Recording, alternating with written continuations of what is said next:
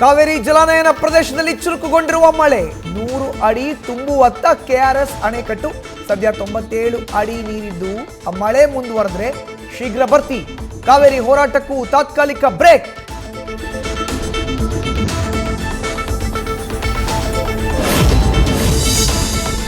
ವಯನಾಡಲ್ಲಿ ಮಳೆಯಿಂದ ಕಬಿನಿ ಡ್ಯಾಂಗೆ 20,000 ಕ್ಯೂಸೆಕ್ ಒಳಹರಿವು.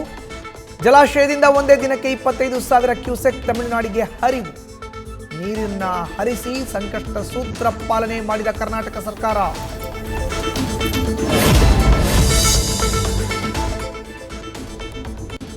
ತೀರ್ಥಹಳ್ಳಿಯ ಇಂದಿರಾನಗರದಲ್ಲಿ ಗುಡ್ಡ ಕುಸಿದು 3 ಕಾರ್ಮಿಕರು ನಾಪತ್ತೆ. ಕೊಪ್ಪಳ ಜಿಲ್ಲೆಯ 3ವರಿಗಾಗಿ ಶೋಧ ಕಾರ್ಯ. ಗಾಯಾಳುಗಳು ಆಸ್ಪತ್ರೆಗೆ ದಾಖಲು.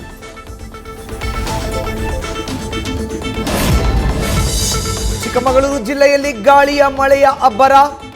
ದತ್ತಪೀಠ ರಸ್ತೆಯಲ್ಲಿ 70 ಅಡಿ ಮೇಲಿಂದ ಭೂಕುಸಿತವಾಗಿ ರಸ್ತೆಗೆ ಬಿದ್ದ ಮಣ್ಣು. ಮಳೆ ನಡುವೆಯೇ ಕಾಂಕ್ರೀಟ್ ತಡೆಗೋಡೆ ನಿರ್ಮಾಣ ಕಾಮಗಾರಿ.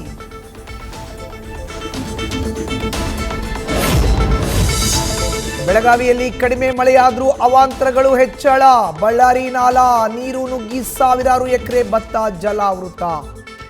ಹೂಳೆತ್ತದೆ ನಿರ್ಲಕ್ಷ್ಯ ಅಂತ ಅನ್ನದಾತರ ಆಕ್ರೋಶ.